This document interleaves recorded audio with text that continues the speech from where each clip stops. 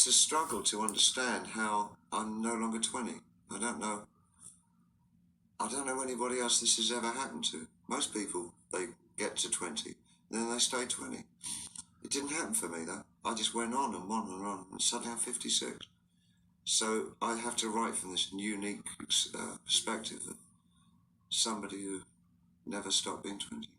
But I went on. Isn't that weird? The sin of the artist, when you have an idea and then you fuck it up. And Francis Bacon used to do it all the time, so I'm in good company. Where you think you've got to a point where it's really good, and then you do that next thing, and it's the worst possible thing you could have done, and you've just gone overboard, and you think, sod, I've ruined it. There's no going back, because I've always found that I collect. I'm a collector. And I've always just seemed to collect personalities, ideas. I have a hodgepodge philosophy, which really is very minimal. Very do you believe in God? What? Do you believe in God? I believe in an energy form, but I'm not. I wouldn't like to put a name to it. Do you indulge in any form of worship? Life. I love life very much indeed. I think it's terribly dangerous for an artist to fulfill other people's expectations. I think they generally produce their worst work when they do that. And if the other thing I would say is that if you feel safe in the area that you're working in, you're not working in the right area. Always go a little further into the water than you feel you're capable of being in. Go a little bit out of your depth. And when you don't feel that your feet are quite touching the bottom, you're just about in the right place to do something exciting.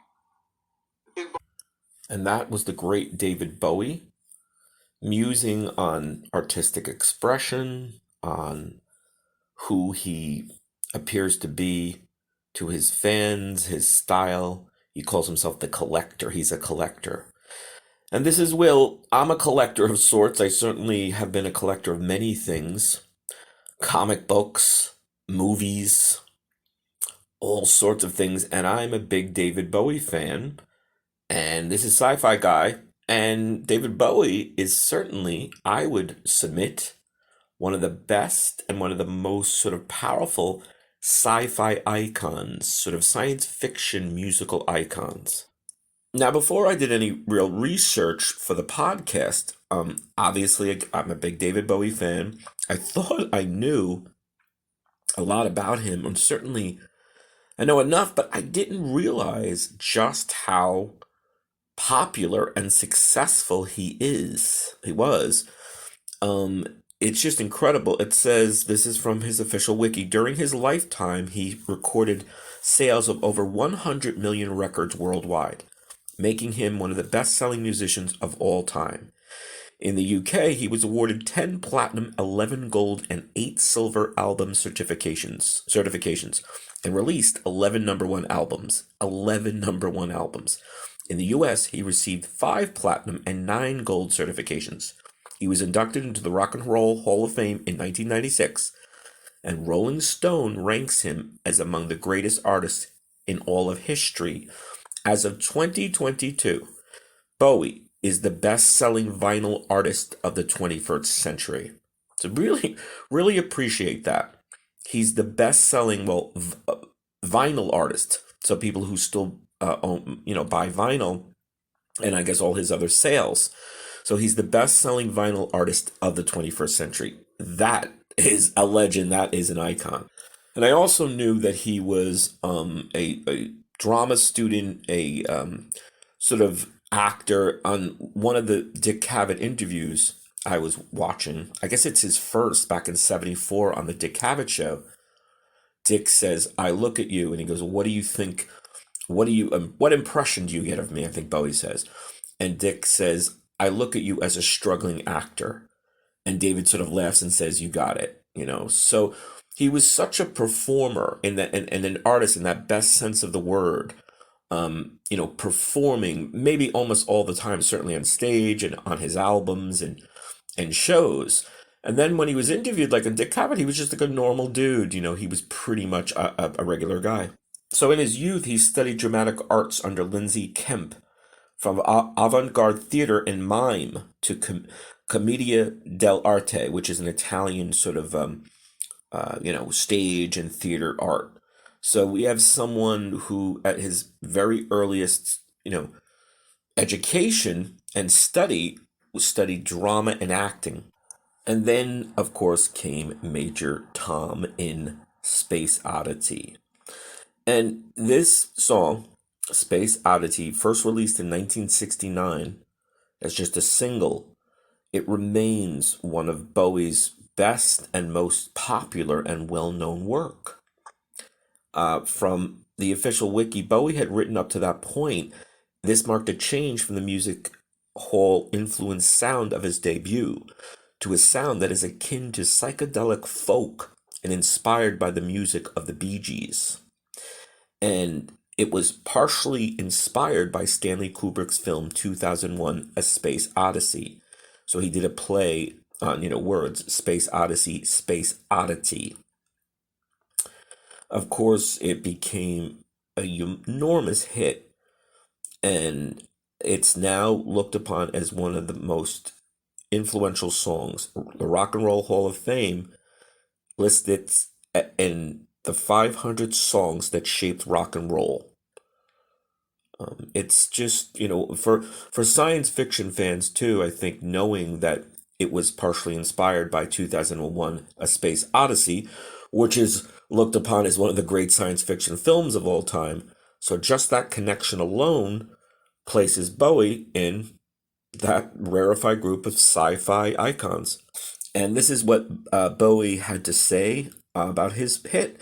The publicity image of a spaceman at work is of an automaton rather than a human being. And my Major Tom is nothing if not a human being. It came from a feeling of sadness about this aspect of the space thing. It's been dehumanized. So I wrote a song farce about it to try and relate science and human emotion. I suppose it's an antidote to space fever, really.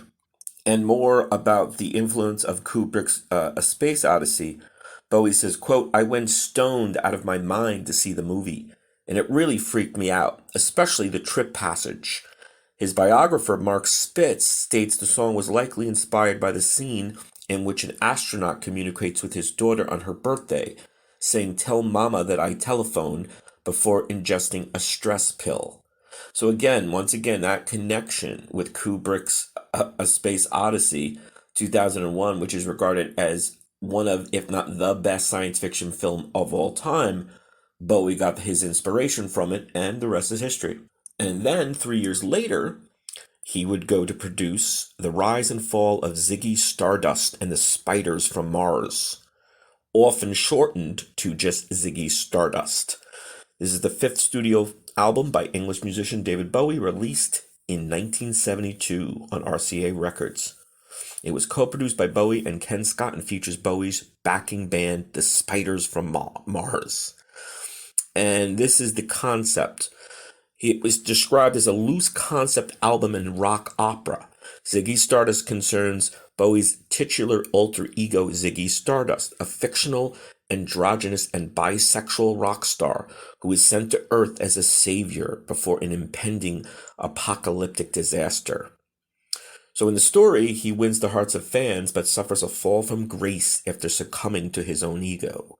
I remember as a kid, I was maybe 5 or 6 when I discovered it, grammar school, and I was like, who is this Ziggy Stardust? Because it confused me. I had heard of David Bowie, and I guess I maybe had heard of Major Tom, Space Oddity, but I didn't realize that it was like the same person. Because then, Ziggy Stardust, Spiders from Mars, and it just sounded so cool and weird and almost scary, because it was like, well, Ziggy's got these spiders from Mars, are they going to hurt people? Or, in a science fiction way. And I think, again, that is the really power and talent of Bowie's, vision and persona to make these sort of characters and these concepts seem so, fully realized and authentic. And on the same album, he recorded Starman. It was a late addition to the album, written as a direct response to RCA's request for a single. The lyrics describe Ziggy Stardust bringing a message of hope to Earth's youth through the radio, salvation by an alien named Starman. The chorus is inspired by Over the Rainbow, sung by Judy Garland, and other influences including T-Rex and the Supremes. So again, we have this science fiction, sci-fi, vibe in one of the singles, another single from the album Starman.